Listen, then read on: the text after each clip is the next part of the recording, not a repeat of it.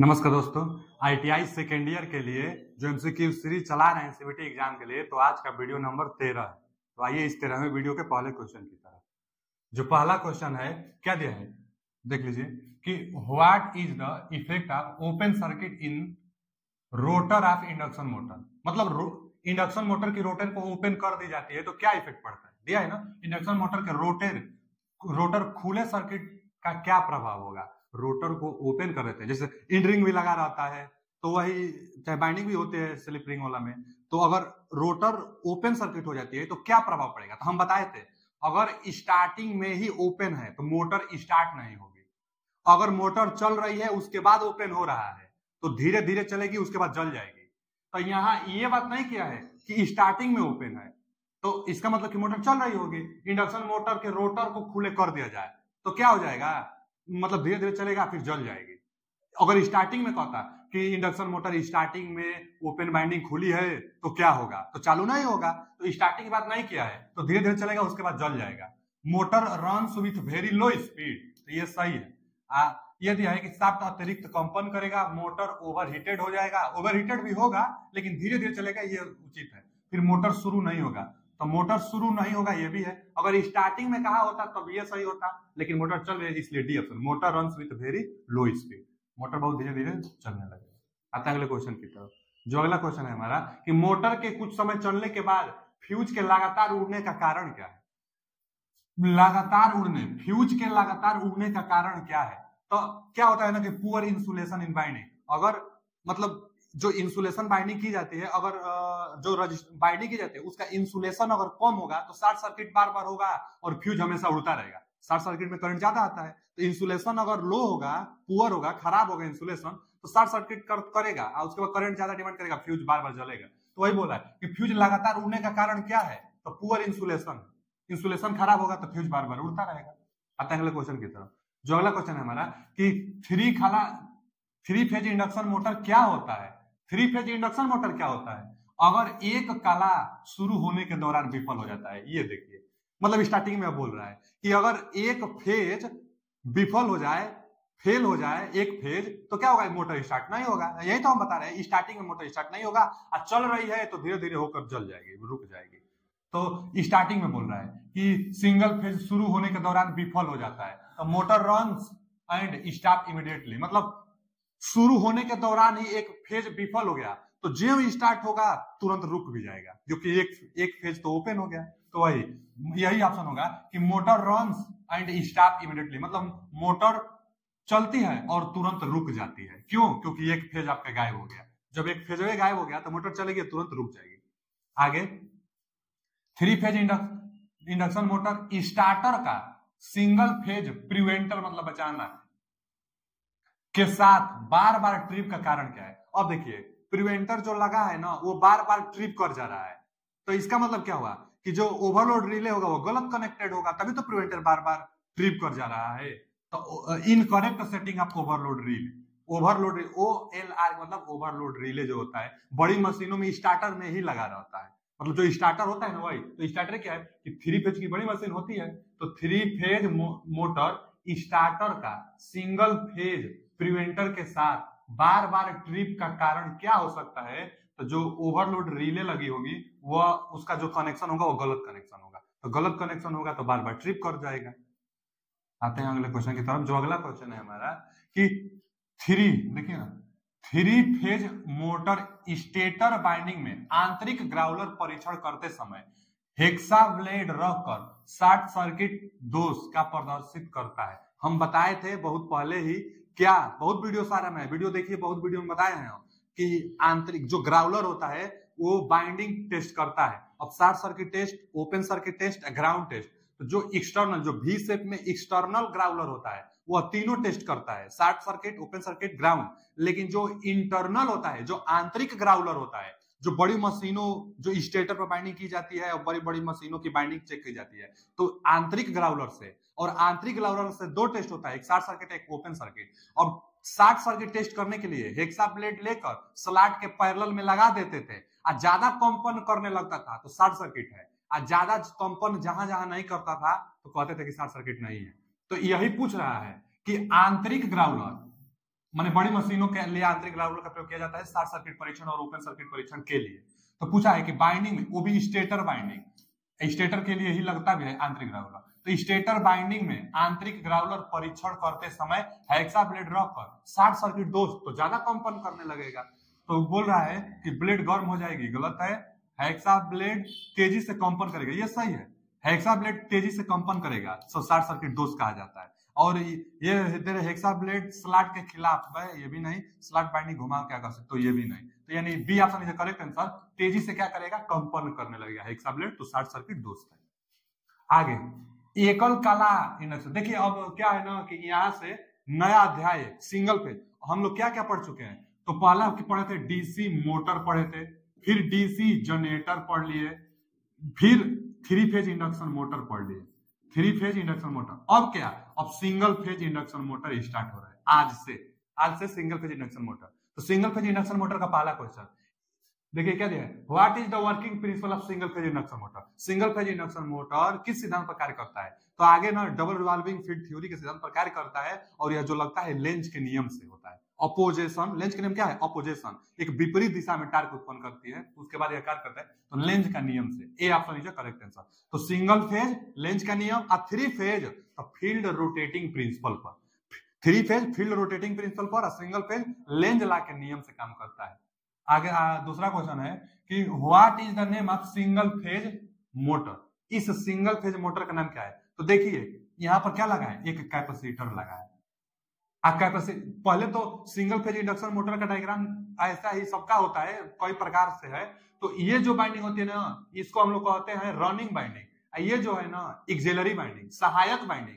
क्या होता है कि सिंगल फेज मोटर स्टार्ट नहीं होता है, तो क्यों स्टार्ट नहीं होता है, क्योंकि एक ही बाइंडिंग होती है तो रोटेटिंग टार्क नहीं हो पाता है। रोटेटिंग टार्क बनाने के लिए एक और बाइंडिंग की जाती है, और एक दूसरे के साथ 90 अंश पर। देखिए इसका जो मैग्नेटिक फील्ड होगा ऐसे होगा, इसका जो मैग्नेटिक फील्ड होगा ऐसे, एक दूसरे के साथ 90 डिग्री पर बना रहा है मैग्नेटिक फील्ड। तो जब 90 अंश पर मैग्नेटिक फील्ड बन जाती है तो क्या करता है कि एक दूसरे के साथ रोटेट करने लगता है, क्योंकि फेज कुछ डिफरेंस कुछ कर देते हैं। अब फेज को कुछ डिफरेंस करने के लिए एक्सिलरी के साथ कैपेसिटर लगा देते हैं। कैपेसिटर लगाएगा तो इसका क्या होगा कि इसका थोड़ा मैग्नेटिक फील्ड बढ़ा देगा, तो इससे ज्यादा बढ़ा देगा तो जिधर ज्यादा हो जाएगा उधर रोटेट करने लगेगा। तो एक्सिलरी बाइंडिंग है, रनिंग बाइंडिंग है। एक्सिलरी बाइंडिंग के साथ कैपेसिटर फिक्स रहता है तो परमानेंट कैपेसिटर, अगर स्विच के साथ फिक्स रहेगा तो बस capacitor start induction run motor. मतलब स्टार्ट करने कई प्रकार से बनाई जाती है। अगर कैपेसिटर सिर्फ स्टार्ट कराने के लिए लगा हो तो कैपेसिटर स्टार्ट इंडक्शन मोटर,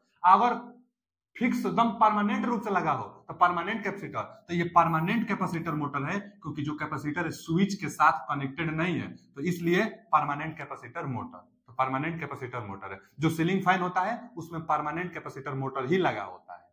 तो आते हैं अगले क्वेश्चन। अभी स्विच एक लॉक कराएगा सामने, तो उसको क्या, वो केवल स्टार्ट करेगा, यहाँ अस्थायी रूप से है, तो इसलिए permanent capacitor motor. Ceiling fan में जो होता है permanent capacitor start induction run motor होता है। आगे what is the working principle of split phase motor. Split phase, phase में स्प्लिट करके, फेज को ब्रेक कर करके भी स्टार्ट की जा सकती है, क्योंकि मैग्नेटिक फील्ड कम बेसी करना है। तो जब फेज को ना कम बेसी करेंगे, स्प्लिट, स्प्लिट मतलब क्या, टुकड़ों में तोड़ना। जब फेज को जैसे दिया ना स्प्लिट, तो स्प्लिट मतलब कि फेज को टुकड़ों में तोड़ देंगे ना, तो फ्लक्स के मान में कम बेसी होगा, टार्क में जो कम बेसी होगा तो रोटेट करने लगेगा। दो टार्क है, एक एक्सिलरी बाइंडिंग है, एक रनिंग बाइंडिंग है। तो स्प्लिट फेज का सिद्धांत क्या है, तो इंडक्शन मोटर सिंगल फेज कोई भी हो वो लेंज लॉ के नियम पर कार्य करेगा। इंडक्शन मोटर था, स्प्लिट फेज था, चाहे परमानेंट कैपेसिटर होके, चाहे कोई भी इंडक्शन फेज मोटर होके, सिंगल फेज का लेंज लॉ पर काम करेगा। अगला क्वेश्चन कि which type of single phase motor, फिर आ गया और कौन सा। तो देखिए डायग्राम वही है, ये रनिंग है और ये एक्सिलरी बाइंडिंग है, लेकिन यहाँ दो कैपेसिटर है। तो दो कैपेसिटर है तो एक स्विच लगा है, तो एक कैपेसिटर स्टार्ट करेगा और एक परमानेंट, देखिए स्विच कहीं पर भी नहीं है तो एक परमानेंट लगा है। तो कैपेसिटर स्टार्ट और कैपेसिटर रन इंडक्शन मोटर। तो capacitor start, capacitor run, capacitor start, capacitor run motor. D option is correct answer. एक कैपेसिटर स्टार्ट करेगा और एक कैपेसिटर रन करेगा। एक बात जान लीजिए, जो मोटर होता है ना, एक तो स्प्लिट फेज होता है, स्प्लिट फेज इंडक्शन मोटर, एक होता है capacitor type, split phase capacitor type, एक होता है शेडेड पोल टाइप। तो जो कैपेसिटर टाइप होता है यह 3 प्रकार का होता है। 2 प्रकार तो अभी हम लोग पढ़ लिए, पहला capacitor start induction motor, capacitor start induction motor, और एक होता है capacitor start capacitor run, capacitor start capacitor run, जो ये वाला है capacitor start capacitor run induction motor. और एक होता है जो, एक तो हो गया कि कैपेसिटर केवल स्टार्ट कर देगा उसके बाद काम खत्म, एक होगा कैपेसिटर स्टार्ट करेगा और कैपेसिटर से रन करेगा, और एक होता है परमानेंट, जो अभी पीछे बीता था, permanent capacitor motor, permanent capacitor motor जो पीछे था। तो परमानेंट कैपेसिटर मोटर में कैपेसिटर परमानेंट रहेगा, कैपेसिटर स्टार्ट कैपेसिटर रन में एक तो स्टार्ट करेगा एक रनिंग करेगा, और एक होगा कि केवल स्टार्ट करेगा, वो भी आगे आ जाएगा। तो ये D option is correct answer, capacitor start and capacitor run motor.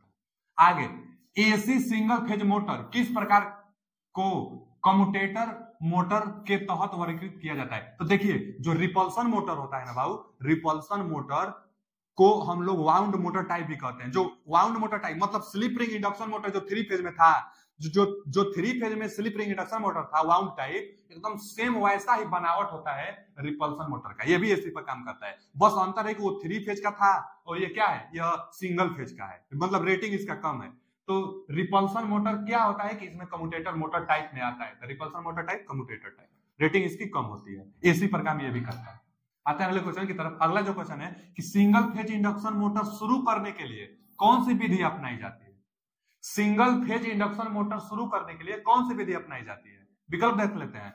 Phase विभाजन विधि, स्प्लिट फेज, ये तो अभी इसी वीडियो में पीछे आया था, तो स्प्लिट फेज सही है। सिंगल फेज स्प्लिट फेज पर स्टार्ट होता है भाई, मतलब सिंगल फेज इंडक्शन मोटर को स्टार्ट करने के लिए एक तरीका है स्प्लिट फेज मेथड, हम लिखे भी थे कि स्प्लिट फेज कैपेसिटर टाइप और सेडेड टाइप, तो स्प्लिट फेज सही है। और ये वेरिएबल सप्लाई 3 फेज का है, रिवर्सल इनपुट 3 फेज का है, रिवर्सल रनिंग कॉइल, तो ये कोई है ये नहीं है, माने ए option is correct answer. Single phase के लिए स्प्लिट फेज अभी पीछे था।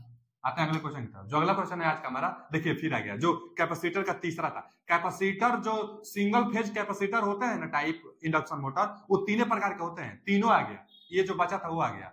यहाँ पर स्विच लगा है, देखिए ध्यान से, यहाँ पर स्विच लगा है, तो इसका काम सिर्फ स्टार्ट करना है। जैसे सप्लाई आएगी इसमें जाएगी इसमें जाएगी, और 60 से 70% जैसे स्पीड होता है सेंट्रीफ्यूगल फ्यूज, इसको क्या कहते हैं, सेंट्रीफ्यूगल फ्यूज, सेंट्रीफ्यूगल फोर्स के कारण फ्यूज ओपन हो जाती है, तो रन जो एक्सिलरी वाइंडिंग है इसका काम समाप्त हो जाता है, सिर्फ रनिंग वाइंडिंग इसको रन कराती रहती है। तो स्टार्ट करना सिर्फ इस कैपेसिटर का काम था। ये क्या लगा है, कैपेसिटर लगा है, ये स्विच लगा है, स्विच बाद में जब मोटर स्टार्ट हो जाएगी तो स्विच ओपन हो जाएगा, तो इस वाइंडिंग का काम खत्म, सिर्फ ये रनिंग इसको कराएगा। तो एक्सिलरी वाइंडिंग है, कैपेसिटर स्टार्ट कर रहा है, तो capacitor start induction motor. Permanent वाला तो बीत गया, पूर्ण रूप से अस्थायी रहता तो ये तो नहीं है।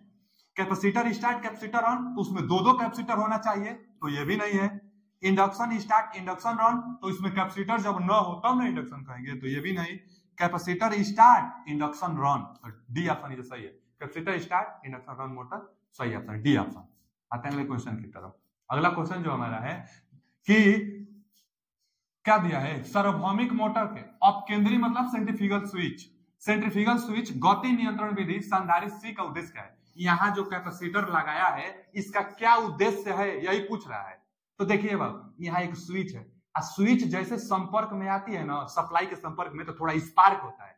जब स्पार्क होगा तो उसको कंट्रोल करने के लिए देखिए रेजिस्टेंस भी लगाया गया है धारा को लिमिट करने के लिए, स्पार्क होगा इसको कंट्रोल करने के लिए कैपेसिटर लगा दी गई है। तो वही पूछा है कि सेंट्रीफ्यूगल स्विच गति नियंत्रण विधि में संधारित्र का उद्देश्य क्या होता है? तो स्पार्क को कम करना। सेंट्रीफ्यूगल स्विच गति नियंत्रण में सी का उद्देश्य स्पार्क को कम करना, निरंतर को बनाए रखना, पावर फैक्टर को सुधारने के लिए, ओवरलोडिंग के लिए, संपर्कों के बीच स्पार्क कम करे, तो डी ऑप्शन सही है। स्पार्क को कम करने के लिए कैपेसिटर का प्रयोग किया जाता है। आता है अगले क्वेश्चन की तरफ। जो अगला क्वेश्चन है हमारा, समरसेबल पंपों को रिवाइंडिंग करने के लिए किस प्रकार के बाइंडिंग तार का प्रयोग किया जाता है? जो समरसेबल पाइप होता है उसमें जो बाइंडिंग होती है उसको रिवाइंडिंग मतलब दोबारा बाइंडिंग चाहे बाइंडिंग करने के लिए किस प्रकार के, तो हम पीछे भी बताए थे कि जो समरसेबल पाइप होता है उसमें जो बाइंडिंग की जाती है पीवीसी कवर्ड बाइंडिंग की जाती है ना, जो वायर होता है। क्यों? क्योंकि समरसेबल पानी के अंदर रहता है, हमेशा नमी में रहता है, तो इंसुलेशन अच्छा होना चाहिए। तो इंसुलेशन अच्छा होने के लिए जो पीवीसी वायर इंसुलेटेड होता है उससे बाइंडिंग की जाती है। तो पहला ही ऑप्शन है कि PVC covered wire, copper wire, तो ठीक है, पीवीसी कवर्ड कापर वायर होना चाहिए, ए ऑप्शन इज करेक्ट आंसर, क्योंकि पानी के अंदर होता है तो इंसुलेशन अच्छा होना चाहिए। आगे, किस प्रकार के एसी सिंगल फेज मोटर को कम स्टार्टिंग टार्क होता है। मतलब किसका कम स्टार्टिंग टार्क होगा? देखिए induction start induction run motor है, कैपेसिटर स्टार्ट इंडक्शन रन है, कैपेसिटर स्टार्ट कैपेसिटर रन है, और रेजिस्टेंस स्टार्ट रेजिस्टेंस का ना टार्क कम होगा क्योंकि रेजिस्टेंस थोड़ा लॉसेस कर लेती है, वोल्टेज ड्रॉप करा लेती है, इसलिए इसका जो टार्क होगा कम हो जाएगा इन सबके अपेक्षा। कैपेसिटर तो लगा ही होता है लीडिंग के लिए, पावर फैक्टर सुधारने के लिए, यानी टार्क को बढ़ाने के लिए ही कैपेसिटर लगाई जाती है, तो कैपेसिटर वाला तो कभी नहीं हो सकता है। इंडक्शन से बेहतर मतलब रेजिस्टेंस से बेहतर इंडक्शन ही होता है क्योंकि ये वोल्टेज ड्रॉप कराता है, तो डी होगा क्योंकि कम स्टार्टिंग टार्क रेजिस्टेंस वाला में। D option is right answer. Resistance voltage drop करा लेता है इसलिए इसमें स्टार्टिंग टार्क कम हो जाती है। जिससे रेजिस्टेंस टाइप भी होता है इंडक्शन मोटर, तो इसका टार्क कम होता है। आगे एकल कला मोटर्स मतलब सिंगल फेज मोटर में अपकेंद्रीय स्विच का कार्य, देखिए सेंट्रीफ्यूगल स्विच का कार्य क्या है? तो हम बताए थे ना सेंट्रीफ्यूगल स्विच क्या होता है कि बाइंडिंग में कहा एक्सिलरी बाइंडिंग में लगी होती थी, अभी पिक्चर देखे थे हम लोग। एक्सिलरी बाइंडिंग जो सहायक बाइंडिंग है उसके साथ सीरीज में सेंट्रीफ्यूगल स्विच लगी होती है। जो एक्सिलरी बाइंडिंग होती है वह पतला तार से बना होता है। अब पतला तार से बना होता है या टर्न की संख्या ज्यादा होता है तो लंबे समय तक उसमें धारा जाएगी तो वो जल जाएगा। तो इसलिए क्या होगा ना कि जैसे 70 से 80% मोटर की स्पीड होगी, सेंट्रीफ्यूगल फोर्स से सेंट्रीफ्यूगल स्विच ओपन हो जाएगी तो रनिंग बाइंडिंग का काम समाप्त हो जाएगा, उसमें धारा नहीं बहेगी तो वो बाइंडिंग चलेगी नहीं। मतलब एक्सिलरी बाइंडिंग सिर्फ रनिंग बाइंडिंग बस चलाएगी। जो एक्सिलरी बाइंडिंग है वो ज्यादा समय तक उसमें नहीं, क्योंकि वो पतला वायर होता है, ज्यादा टर्न होता है, तो लंबे समय तक उसमें धारा प्रवाहित नहीं कराई जाती है, तो सेंट्रीफ्यूगल फोर्स से सेंट्रीफ्यूगल स्विच ओपन हो जाती है। तो एक्सिलरी बाइंडिंग के उस सीरीज में लगता है, अब ओपन हो जाता है। तो सेंट्रीफ्यूगल स्विच का कार्य क्या है? सर्किट को ओपन करना। क्या दिया है? मेंटेन कांस्टेंट तो नहीं, आरंभिक बाइंडिंग को देखिए ब्रेक द स्टार्टिंग बाइंडिंग, तो ठीक है स्टार्टिंग बाइंडिंग को ब्रेक करना, अलग करना, वही एक्सिलरी बाइंडिंग है, स्टार्टिंग बाइंडिंग होती है। तो उसको अलग करने के लिए सेंट्रीफ्यूगल स्विच उसी के साथ स्टार्टिंग बाइंडिंग के साथ सीरीज में लगा दी जाती है। और फिर ब्रेक रनिंग बाइंडिंग, तो रनिंग बाइंडिंग के नहीं, रनिंग बाइंडिंग तो हमेशा रनिंग करता है। और फिर ये दिया है कि मोटर को ओवरलोडिंग से बचाने के लिए, प्रोटेक्ट द मोटर ओवरलोड, तो ओवरलोडिंग से भी नहीं, तो यानी ब्रेक करने के लिए बी ऑप्शन इज सही है।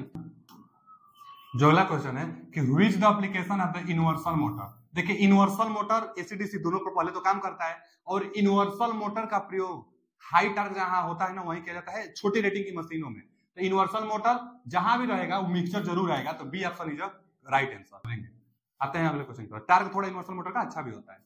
आगे वाउंड रोटर के साथ कौन सी एकल कला मोटर फिट है? तो रिपल्सन मोटर जो होती है वाउंड रोटर दिया ना, वाउंड रोटर के साथ फिट बैठती है कौन सी? तो रिपल्सन मोटर, जो कि अभी इसी पे काम करते हैं, इसका भी टार्क अच्छा होता है।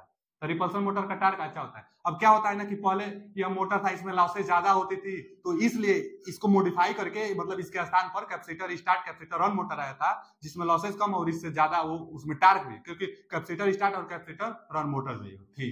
तो वाउंड रोटर टाइप का ये। और इसमें एक और क्वेश्चन आया था वाउंड ये रिपल्सन मोटर, तो क्या था वहां अभी इसी वीडियो में पीछे क्वेश्चन आया था, उसमें था कि कम्यूटेटर टाइप कौन सा है? तो कम्यूटेटर टाइप रिपल्सन मोटर को कहते हैं। इसमें मतलब कम्यूटेटर भी होता है रिपल्सन मोटर में। तो मिलते हैं अगले वीडियो में। अगर वीडियो अच्छा लगा तो लाइक सब्सक्राइब एंड शेयर कीजिए। थैंक यू, धन्यवाद।